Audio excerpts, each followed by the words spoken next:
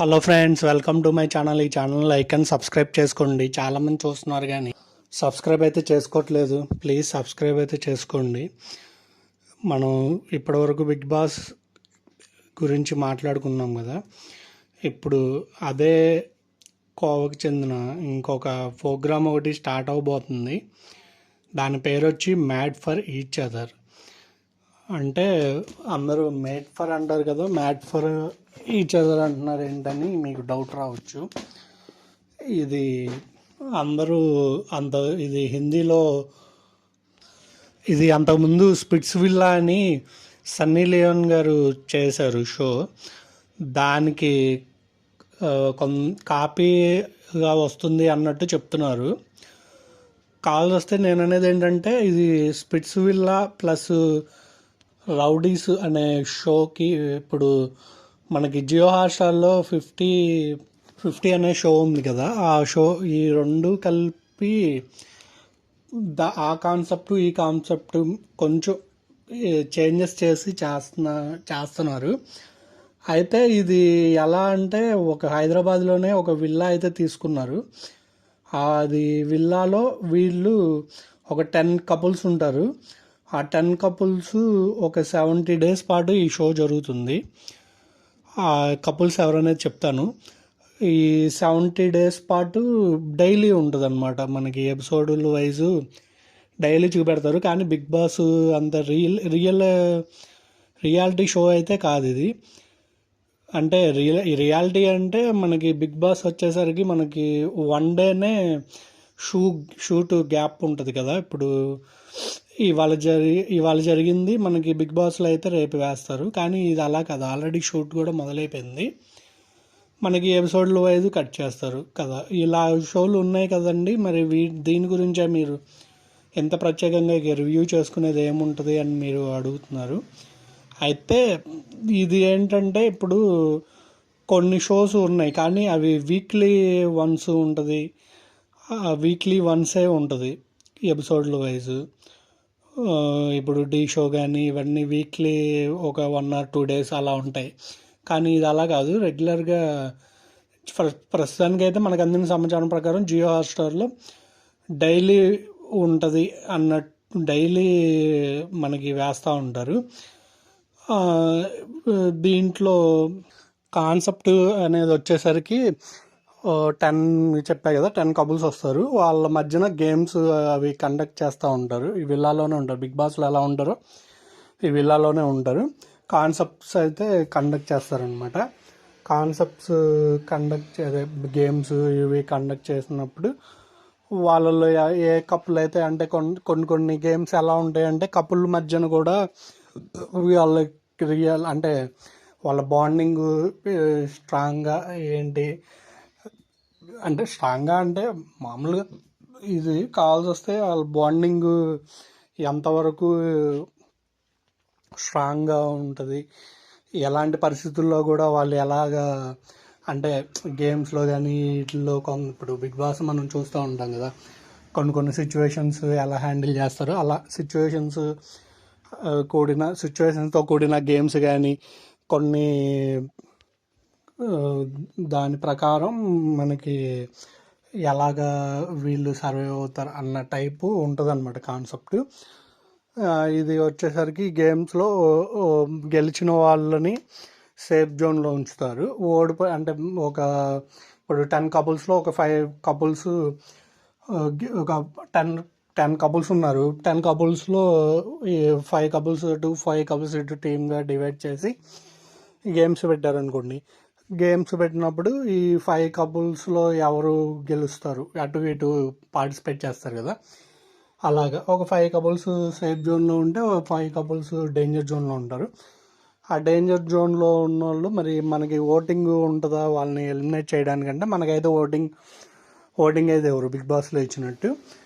ఇది ఏం చేస్తారంటే అక్కడ ఉన్న మిగతా కపుల్స్ కానీ వాళ్ళు పలానా కపుల్స్ వీళ్ళు బాగా పర్ఫామ్ చేశారు, వీళ్ళు మాకు వద్దు అన్నట్టు ఇక తెలిసిన విషయమే కదా. గొడవలు ఇవన్నీ కామన్. ఇంకా వీళ్ళు ఏందే ఇప్పుడు షోలు పాపులర్ అవ్వాలంటే కష్టం. ఎందుకంటే చిన్న చిన్న ప్రోగ్రామ్స్లో మనం చూస్తూనే ఉన్నాం.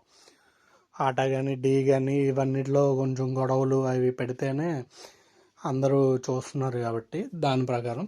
అయితే ఇది వచ్చేసరికి అలాగా ఒక జడ్జెస్ అయితే ఉంటారు. జడ్జెస్లో వచ్చేసరికి కపుల్స్ జడ్జ్ అన్నట్టు చెప్తున్నారు. ఒక పేరైతే రాధిక గారు అని టాక్ అయితే బయటకు వచ్చింది. అది ఆవిడే కన్ఫామ్ అవ్వచ్చు. దీనికి హోస్ట్ అయితే శ్రీముఖి గారు హోస్ట్గా చేస్తున్నారు. లాస్ట్లో చెప్పే కదా జడ్జెస్ వాళ్ళు డిసైడ్ చేసి ఎవరు వీక్లీ వన్స్ ఒకళ్ళు ఎలిమినేట్ అనేది ప్రకటిస్తారనమాట. సేమ్ మన బిగ్ బాస్లో ఎలా ప్రకటిస్తారో అలాగా ఎలిమినేషన్ అని ప్రకటిస్తారు. దాని ప్రకారం జడ్జెస్ చేతిలో ఉంటుంది. ఇక్కడికి వచ్చేసరికి కపుల్స్ ఎవరెవరు అనేది లిస్టు ఫస్ట్ వచ్చేసరికి BB5లో మనకి తెలిసిందే కదా. BB5 అండ్ ఓటీటీలో బాగా ఈయన బాగా మార్క్స్ సంపాదించారు. ఆయన డ్యాన్స్ మాస్టర్, ఆయన ఎవరో కాదు నటరాజ్ మాస్టర్ అండ్ వాళ్ళ వైఫ్ ఆ కపుల్ వస్తున్నారు. తర్వాత వచ్చి BB6 ఫేమ్ వాసంతి బాగా తెలుసు కదా BB6లో, ఆవిడ వాళ్ళ హస్బెండ్ వస్తున్నారు. తర్వాత BB7 ప్రియాంక జైన్, ఇంకా తెలియని వాళ్ళు ఉండరు ప్రియాంక జైన్ గురించి. ప్రియాంక జైన్ అండ్ శివకుమార్ వాళ్ళ అంటే వీళ్ళు కొంతమంది లివింగ్ రిలేషన్స్లో ఉన్నారు, ఫ్రెండ్స్గా ఉన్నారు, వాటెవర్. వాళ్ళిద్దరూ అయితే వస్తున్నారు. తర్వాత సోనియా సింగ్ అండ్ అతని వాళ్ళ హస్బెండ్. సోనియా సింగ్ తెలిసిందే కదా, కొంచెం తెలుగు అటు ఇటుగా కొంచెం అంటే తెలుగుని అటు ఇటు అయ్యి కొన్ని కాంట్రవర్సీ కానీ కొన్ని ఇదయ్యి బాగా పాపులర్ అయింది. ఆవిడతో ఫస్ట్ నుంచి కొన్ని వాళ్ళతో పాటు వెబ్ సిరీస్ చేశారు. కొన్ని షోలో కూడా వాళ్ళు పాల్గొన్నారు. ఆ కప్పులు మీకు తెలిసిందే, వాళ్ళు వస్తున్నారు. తర్వాత BB7 ఫేము శుభశ్రీ శుభశ్రీ రాయగురు. మా మనోభావాలు దెబ్బతిన్నాయి అని బాగా పాపులర్ అయ్యారు కదా సీజన్ 7 మన శివాజీ గారి టైంలో. ఆవిడ వాళ్ళ హస్బెండ్ వస్తున్నారు. తర్వాత BB9 ఫేమ్ హరిత హరీష్ ఈజ్ వైఫ్, తెలిసిన విషయమే. హరిత హరీష్ బాగా ట్రెండ్ ఇది క్రియేట్ చేశారు బయట. తర్వాత వాళ్ళ వైఫ్ ఆవిడ కూడా బాగా ఆయన హౌస్లో ఉన్నప్పటి నుంచే నాగార్జున గారు అప్పటి నుంచే ఆయనకి సపోర్ట్ చేస్తూ, అదే హరీష్ గారికి సపోర్ట్ చేస్తూ వాళ్ళ వైఫ్ కూడా బాగా పాపులారిటీ అయితే తెచ్చుకున్నారు. తర్వాత ఇంటర్వ్యూలో కూడా చాలా ఇంటర్వ్యూలు కూడా చేశారు. దాంతో బాగా ఫేమ్ అయ్యారు, అందరికీ తెలుసు. వాళ్ళు వస్తున్నారు.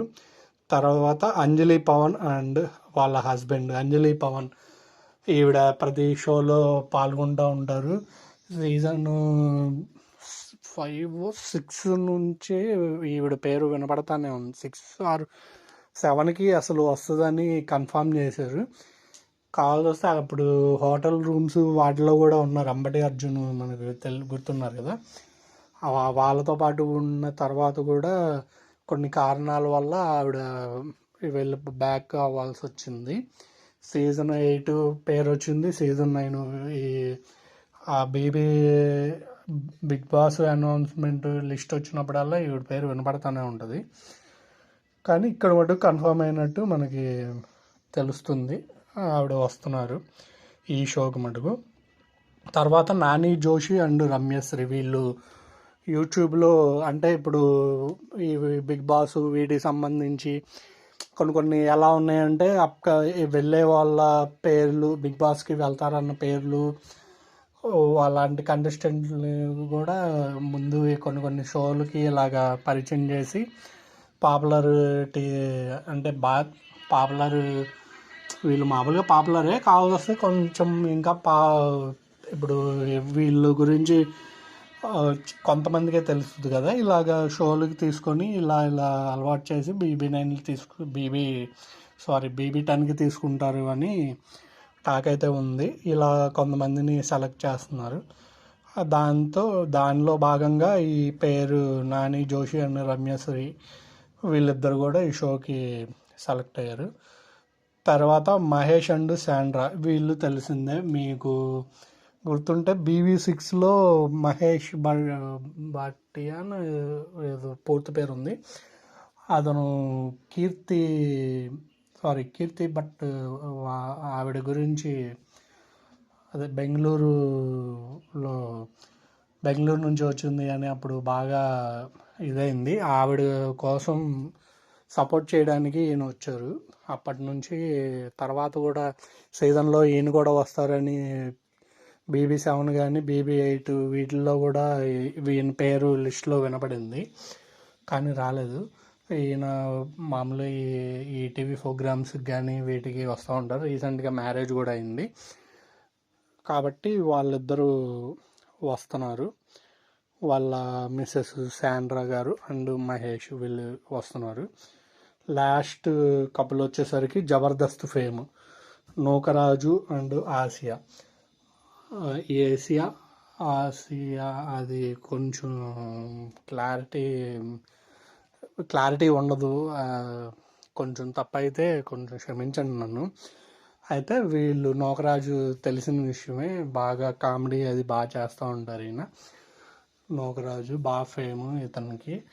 ఇప్పుడు వస్తున్నారు అని తెలిసినప్పుడు కూడా చాలామంది అంటే లిస్టులో కూడా చాలా అప్రిషియేషన్స్ అయితే వీళ్ళకి దక్కుతున్నాయి వీళ్ళిద్దరికి.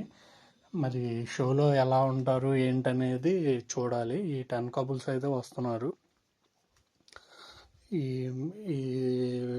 మన కొంతమంది అన్నట్టు ఈ టైటిల్కి తగ్గట్టు మ్యాట్ ఫర్ ఈచ్ అదర్ వాళ్ళు అలాగా పిచ్చిగా ఉండి మనల్ని ఎంటర్టైన్ చేస్తారు, లేకపోతే ఆ మ్యాడ్ మనకి తీసుకొస్తారనేది చూడాలి.